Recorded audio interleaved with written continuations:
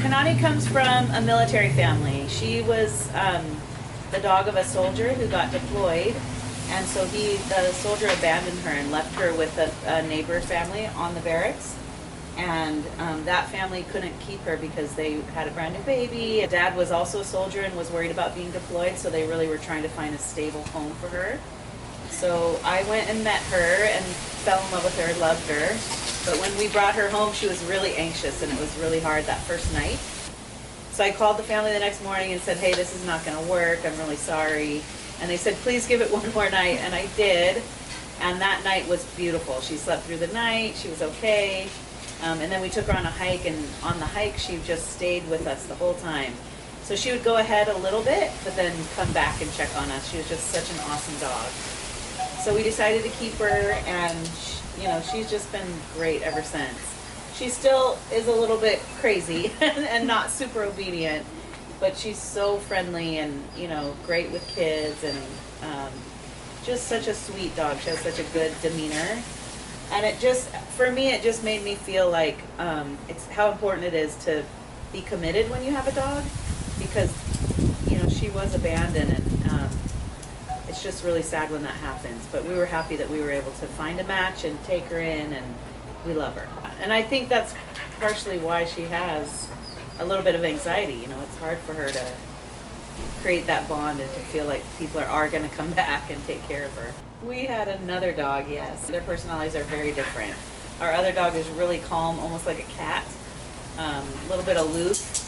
And Kanani is more like, she's in your face, she's, wants to be on your lap practically. So they get along good because they kind of complement each other, I think. We were looking for a dog, for sure.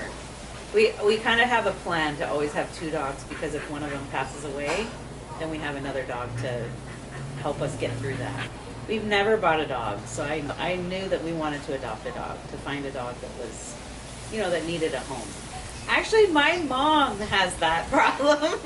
And when I told her we were adopting Kanani, she was really worried that she was a black dog. My mom does feel like black dogs are more aggressive for some reason, and I don't know why. Kanani doesn't have an aggressive bone in her body. Like, she would never hurt anybody. She's a goofy dog, not an aggressive dog. Her name was Cadence when we got her. And it was because they were on base and they play the cadence in the mornings. And I didn't care for that name, but I wanted something with that same beginning sound, so she would recognize it.